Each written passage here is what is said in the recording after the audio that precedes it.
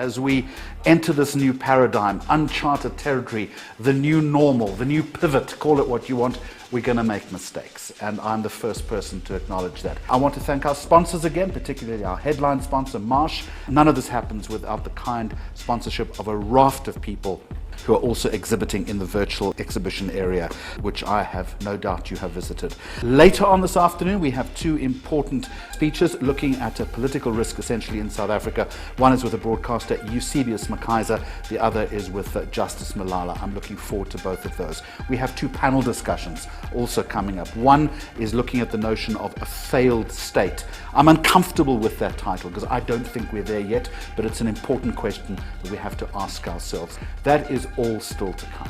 But now, let me tell you what I was doing at 3 o'clock this morning. I don't know if you were doing it, but it was fascinating. I was watching this train smash of a presidential debate in the United States last night. My main takeout, it was an evening of hostility.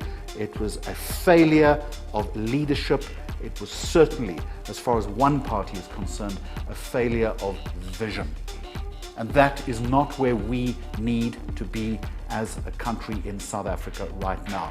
What do we need in this very difficult time? You saw the employment figures that were out yesterday. Q2, 2.3 million more South Africans suddenly without work. What do we need?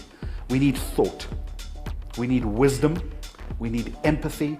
And we need planning when it comes to decision making. And I think to an extent that informs our next keynote with the man who virtually invented scenario planning. The world economy was in a fragile state before the pandemic actually struck. And of course, it's really taken the economy down.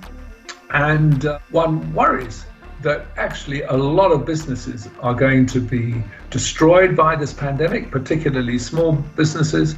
And so we've got to watch very carefully what the sort of GDP growth in major economies is going to be like over the next few months. We've now got over 1 million deaths, very tragically, from the pandemic, but it's the economic side which now must be watched very carefully because, there's Trump saying we're going to have a very strong recovery. It's going to be, next year, everything's going to be back to normal.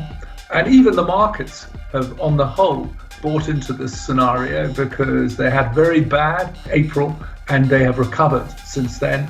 And so there's still a lot of people who do not believe that we're going to have a very long depression in the global economy, which is the camel straw scenario.